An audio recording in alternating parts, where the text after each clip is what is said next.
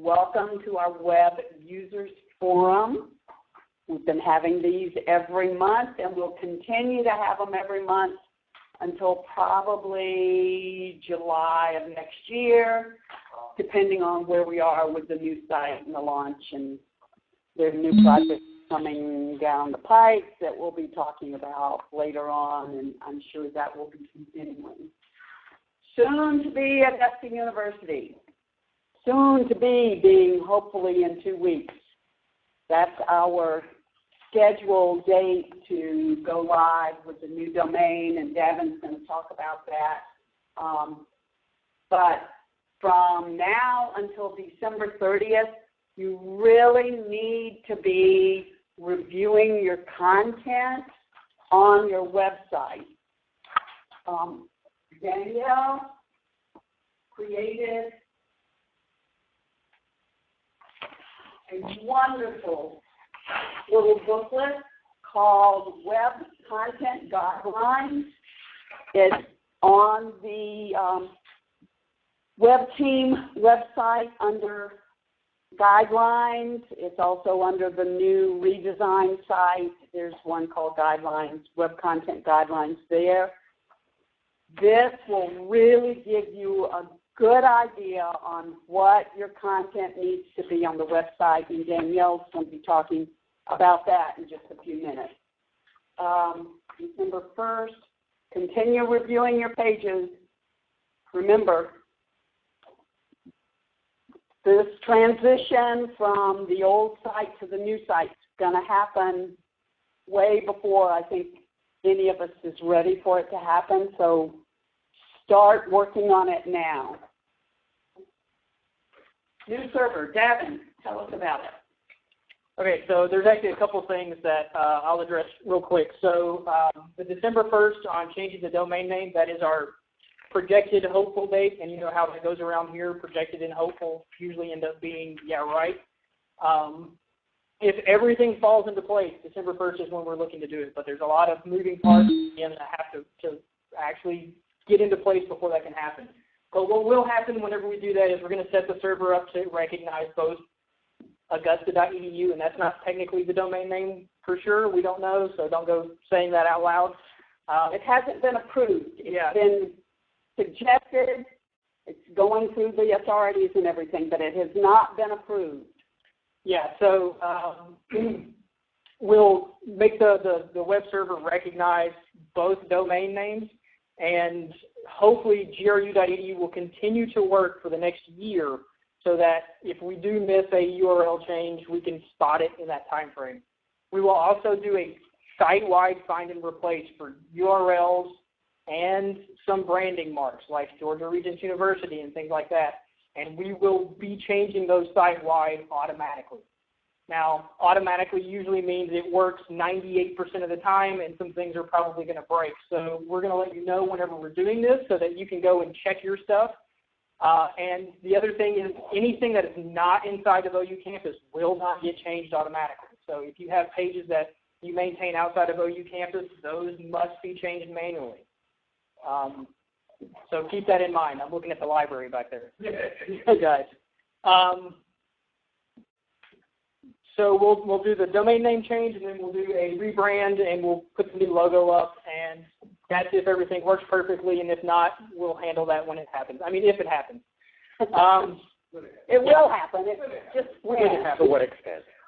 So along those same lines, we are also going to be moving our web server from GRU's on-premises to a cloud hosting service. We feel like that they'd be able to provide a little bit better service than what we're able to do now. They've got a little more expertise in some of the stuff that we're doing. And whenever we have things like internet outages on campus, it won't take our website down. So that process is ongoing. We've identified a vendor. We're in the process of purchasing that hosting space. And at some point, we'll be moving the entire website from locally hosted to cloud-based. Now, if everything goes right, you shouldn't notice a thing if everything goes right. That's another one of those things that there's a lot of stuff that we have to do to get it kind of working, and it should work flawlessly. I don't foresee a problem, but there might be some that we haven't seen. But basically, whenever this happens, we'll send out another email that says, hey, we're switching hosts. If you notice anything weird, let us know, because we're going to be looking for weird things that entire day to see if anything is not working the way it should be. And this is hopefully before January 1. Yeah, hopefully we're going to have this server in place by the end of this month. That way we can play with it for a month and then relaunch on around the 1st of January on the new server. Like I said, that's another timeline that's kind of iffy depending on a lot of things. The contract is in purchasing, and you know how long that takes. So it might be January before they even approve it. So we'll see what happens there. But hopefully that'll give us the ability to implement some new tools and things like that to make your jobs a little easier and to give us some more reliability and things like that. So look for that email sometime in the next couple of months to let you know what's happening with that. And I think that's everything I've got for that. Next slide. Well, redesign. Heather, talk about it. Well, I'm going to be over here, so maybe I'll just grab the phone so everybody can hear me. The web redesign project is coming along. We now actually have access to the new design in OU campus to work on. So I'm going to pull it up and show you guys so that you can be super excited. Right now, only the web team has access to this. As we start migrating content in, we'll be adding you as a user to your particular section to work in it. So we wanted to show you the new design. We've built out some of the admissions pages. Right, so I hope you'll see this and immediately say, oh, that's different. We have new menus. We're still having some issues getting all of this worked the way we would like it, but for the most part, everything's there. Also, to make this much easier to work on the new fancy pages, everything's modular. So inside of OU Campus, when you actually go in to edit the new pages, you'll see we have tons of content areas instead of just the 2 or 3 that you probably see now. All those little green buttons or edit zones on a page. We're also going to be launching a feature called Just Edit whenever we launch the new version of the website. That allows you to, you know how now you have to click that green button, it takes you to a new web page to edit that. It's going to do editing in line where it is now. That way you don't have to actually go to a separate page, save it, go to publish and see what it looks like. Everything should work in the browser, in the editor before you have to. Just like so. Yep. Actually, I don't know how to get out of it.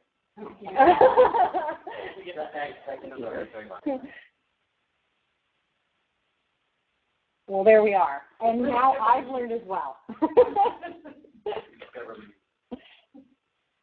Yeah.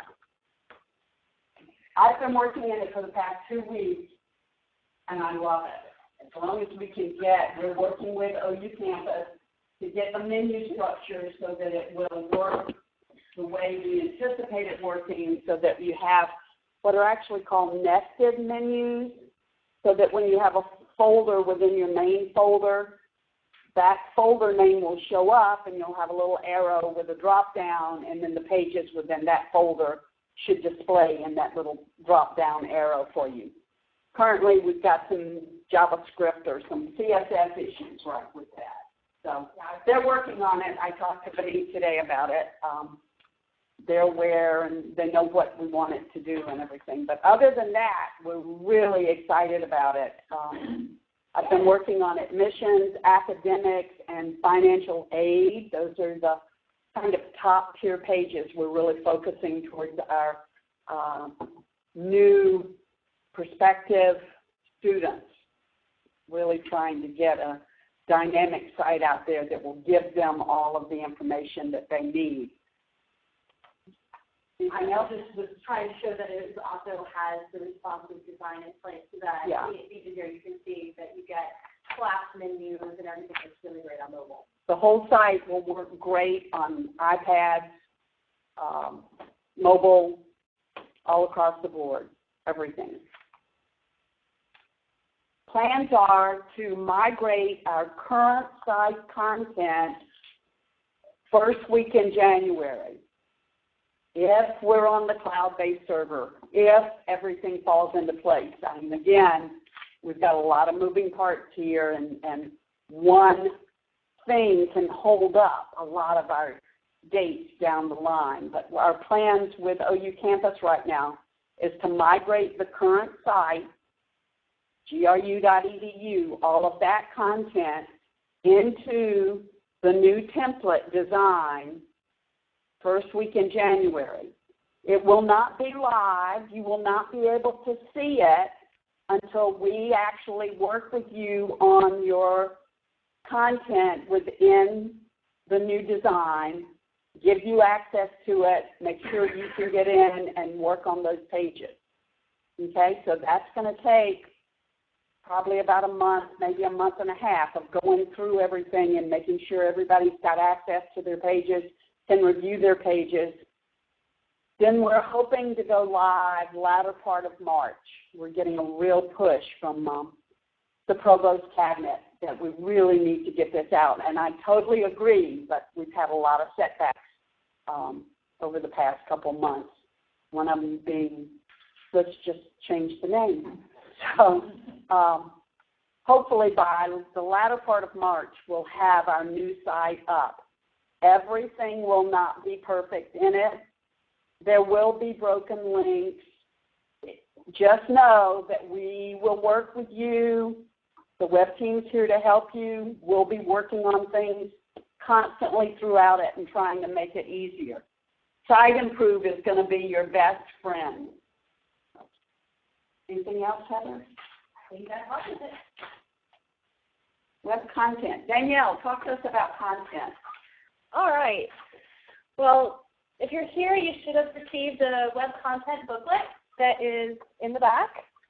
If you're not here and you're either on the meeting or watching this afterwards, you can see a guide on the website, on the web team. But really, this is a resource not just for us, but we created it specifically for you. It's a way for you to really understand what goes on the website. Not content, you're the ones writing the content, but how to present it and how to present it to meet the audience that you want to meet. For instance, like one of the very first questions is, who is your audience? That you have to know who that is before you even start figuring out what's on your page. Who are you talking to? So as you go through this, it's fairly organized. It should be in a friendly fashion. It talks about your audience. It talks about what goes on the internet versus what goes on the intranet, because that's also a major thing. Some of the things that currently are on the website shouldn't be there. It should be on the intranet. Private meeting minutes, stuff like that, that really the average person off the street just looking on the website doesn't need to know. And know that that's the next big project that's going to be hitting us right after the first of the year. We've been tasked with creating an intranet for the university using OU Campus so that all the web users will be familiar with it and everything. Hopefully we'll be able to use existing web pages that have that kind of internal information on them. You won't have to recreate them, but those pages really don't belong on the public site. We can leave them in the GRU site, correct? And then when we have build the internet out, we can just copy them over to the internet and hopefully have pretty much close to the same kind of structure as far as colleges and departments and everything. So don't do anything with those pages, but just be aware that they really don't belong on the external site. And when we get into the external site, you'll be able to delete them off of there, but they'll stay on the old GRU site. Mm-hmm. There's also a few things on there about just guidelines and rules to follow, whether those are Board of Regents regulations, university regulations, and even tips on how to make your site more accessible to people, whether it's through disabilities and just making it readable.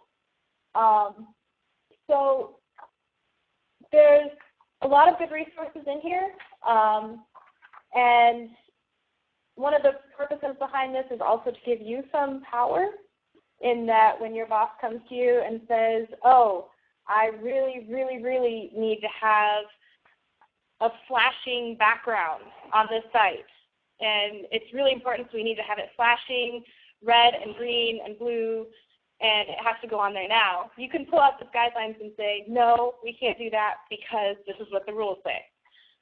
So it's a way to give you some backup and support from us. Did I miss anything? Any questions about it? This will fall in with our web governance as soon as we start getting that laid out and in place. These guidelines will come into play there. They will be part of that whole web governance package. We'll be expanding on this. We may even go out and do some different versions for different aspects of the site, how your architecture should be laid out and things like that. So, great. Thanks, Danielle. Web governance, as I said, we're waiting on the Provost Office to approve the web governance plan. We have a 1-year plan and a 90-day plan that we have proposed. As soon as that gets approved by the Cabinet, we'll start moving forward with our web governance and assigning key people or unit, unit leaders and unit owners for each major college and department.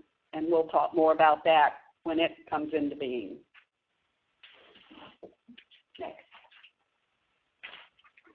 Site Improve. Like I said, Site Improve is going to be your friend, especially once we get the site migrated into the new design. You're going to see your broken links increase, I'm sure. I mean, it's just inevitable that it's going to happen because of the way people have created links within OU Campus. If they were created through OU Campus, in other words, you went in and you selected the folder and the page within OU Campus rather than just copying a URL and pasting it in, they'll automatically be updated. If you copied and pasted that URL from another gru.edu site and just pasted it in, it may not go through. Some may and some may not. It's going to be a little tricky there. So you're going to have to use Site Improve to go in and see where your broken links are. This is going to be an ongoing process for the next 6 months. It's not going to be an easy fix. It's not going to happen overnight, but it's going to be something that you're just going to have to be conscious of and keep reviewing Site Improve. We've done really well. We're down to, 721 broken links as of yesterday. That's from 11,000 that we had back in April. That's a big improvement. Thank you all for the work you've done on that. Thank the web team for the work they've done on it. It's one of those things that when that report comes in, a lot of us, Danielle, Eric, Channing and I, Heather and Davin, we'll sit there and pick out a section and work on a section of it and correct them. So just keep chipping away at them. Oh, may I add something to that? Yes, please. It looks like right now a majority of the broken links are links to external site, which is something to keep in mind. If you put a link that goes to an external site, that site could change. Perfect example, I came across one yesterday. There was a link to a conference, like an annual conference. Well, that conference had come and gone. So that the external site had done away with that page, but we were still linking to it. So be mindful of that. If you're linking to other sites, those sites change and evolve, and we need to make sure those links still work and still function. Also, the tool itself, the way it crawls, there are some pages that it won't let it crawl to, so it puts them up as broken. Yeah. You're never going to get 000. Yeah. That's 300. Yeah. Always on there. Yeah. So they work. Yeah. We hit ignore, but if you hit ignore, but then sometimes it'll pick them back up, and but yeah. Yeah. We can strive for it. Maybe one day we'll have it, right? Okay, next is OU Campus, OU 10 training. We've finished all of our training sessions for this year. We didn't schedule any in December because of the holidays. A lot of people are out in December. It's a fairly slow month academically, shall we say. We are scheduling classes in January and February. We'll have one each week. They'll be in person or online. These will be focused on the new template and how to work in the new template. So we're encouraging everyone to sign up for a class in January or February. So you'll be familiar with how to work in the new template. Okay? We haven't gotten the confirmation of the dates yet. As soon as we get that, we'll get them posted on the website. And the next one is the calendar. The calendar is a big success. Remember to post your events on the calendar. I don't like getting emails from senior leaders saying, "Where's my event? It's not on the calendar." Please be aware of all of the events within your departments and your schools and put them in the calendar. Okay? It's getting a lot of use. There's great events listed out there. Remember, we can use it for registrations if we need. If you've got an event that goes over the course more than one day, if it's a week-long event or something, you don't have to put it in every day. You can put the start day and the end day, and it will show up on the calendar every day. It just won't be, you won't have to go in there and input it one at a time for each day. Okay? Anything else? Any comments, any questions, any concerns? David? Not really too much of a concern for everybody else, just like getting into the calendar. I'm on a Mac and it usually saves my password, but I've called some people still. It won't let me in sometimes, so I have to reach out to you. Is there a way, is that always going to be a unique password, or can we set it up to where we all have different ones? Use that unique password. It should. I use it. I'm on a Mac and I use it. Well, I'll just call you. Okay. Well, I sent you the sheet, right? I sent you the PDF.